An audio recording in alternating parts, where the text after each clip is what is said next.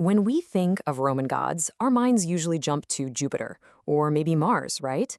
But today, we're going to talk about a god who is absolutely central to the Roman worldview, yet he often gets overlooked. He's Janus, the god of beginnings, transitions, and time. And honestly, to understand him is to really understand Rome. So, to get a sense of just how important he was, let me ask you a question. We all know Jupiter was the king of the gods, the big boss. But in any formal prayer, any ritual, there was one god they had to invoke before him, every single time. Any guesses who that might be? The answer is Janus, the iconic god with two faces. And that one little fact tells you pretty much everything you need to know about his unique, fundamental role. See, he wasn't more powerful than Jupiter, but he always came first. And to understand why, we have to do exactly what he does, look backward and forward at the same time. So let's start by looking back at where he even came from. And what's so fascinating about Janus is that the Romans had two totally different origin stories for him. One is, well, it's cosmic and super abstract. The other is very down to earth. So on one hand, you have Janus as this primordial cosmic force that existed before the other gods were even a thing. And on the other hand, you have this story of him as a legendary mortal king who became a god. Now, for the Romans, this wasn't a contradiction. They were just two sides of the same coin, each explaining a crucial part of who he was. Okay, let's start with that cosmic origin, because it's truly mind-bending. According to the poet Ovid, before anything existed, there was just chaos. This big, messy, jumbled soup of everything. Janus was the spark, the force inside that chaos that started to bring order to it all. He's the one who separated heaven from earth, hot from cold. And in that one act, he created the very first threshold, the first doorway between one state of being and another. This is why he earned the incredible title Divum Deus, which means God of Gods. Now, hold on. That doesn't mean he ruled over Jupiter or anything. It means he was the precondition for them. He was the literal concept of beginning made into a god. No other god could act, nothing could be created until Janus first opened the way. But then you have this second, much more human story. In this telling, Janus was the very first king of Latium, ruling on a hill near the Tiber River long before Rome was even a thought. He was this amazing culture hero, the one who took his people from a primitive, barbaric state and gave them civilization. He taught them laws, how to farm, and even how to mint coins. So, how does this mortal king become a god? Well, the story is fantastic. The god Saturn gets overthrown by his son, Jupiter, and he arrives in Italy as a desperate exile.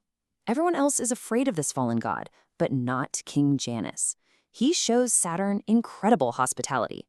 And in gratitude, Saturn gives him a divine gift, a second face, which allows him to see both the past and the future all at once. And in that moment, a wise king becomes a timeless god. Okay, so with that dual origin story in our back pocket, let's look forward. How did all of that shape his actual role in the Roman world?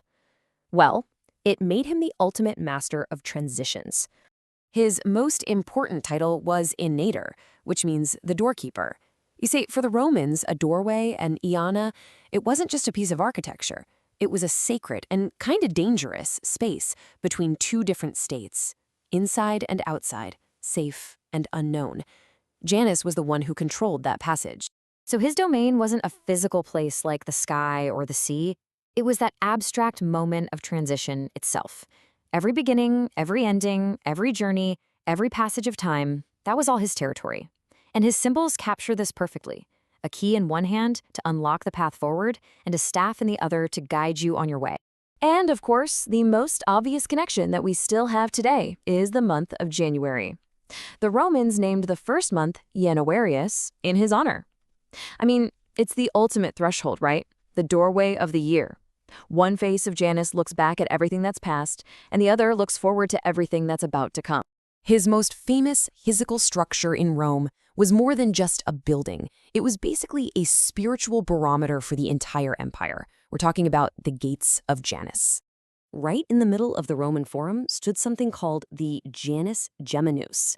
It wasn't really a temple in the way we think of one, for worship. It was more of a symbolic, freestanding gateway. And its condition, whether its doors were open or closed, was a direct visual signal of the state of the Roman world. The symbolism was super simple, but incredibly powerful. When the gates were open, it meant Rome was at war. The idea was that the god Janus himself was out of his shrine, marching with the legions, keeping the path to victory open. But when the gates were closed, it meant Rome was completely at peace. The god was home, guarding the city from the inside. So, how often do you think Rome was actually at peace? In centuries and centuries of history, the gates were only closed a mere handful of times. Just let that sink in. They were almost always open, a constant physical reminder that for Rome, war was the norm, and peace was the rare, fleeting exception. Closing them was a massive event, celebrated across the entire empire. This unique focus on beginnings, on transitions, and even the state of war itself, it all points to a really crucial idea. If you want to understand what it meant to be Roman, you have to understand Janus. You know how the Romans adopted so many Greek gods, right? Jupiter is their Zeus, Mars is their Ares, and so on. Well, Janus is different. He has no Greek equivalent. He is a purely 100% Roman invention. And that, right there, makes him the key to unlocking the Roman psyche. And here's the difference it shows us. The Greeks were often fascinated by the personalities of their gods, all the drama and stories. The Romans, though, they were much more concerned with function, with process, with getting the ritual exactly right. And Janus, the god of process itself, is the ultimate embodiment of that practical Roman mindset. This quote just sums it all up perfectly. For the Romans, there was a proper order to everything, especially when you were talking to the divine. You simply could not get an audience with the king of the gods, Jupiter, without first going through his doorkeeper, Janus. He held the keys. He was the essential first step, no exceptions. So, when you boil it all down, Janus represents this deep philosophical belief for the Romans, that the way you begin anything, a prayer, a journey, a war, determines its final outcome. And that in any moment of big change, looking back at where you've been is just as vital as planning for where you're going. And that kind of leaves us with a final thought, doesn't it? We still mark our new beginnings in a month named for him.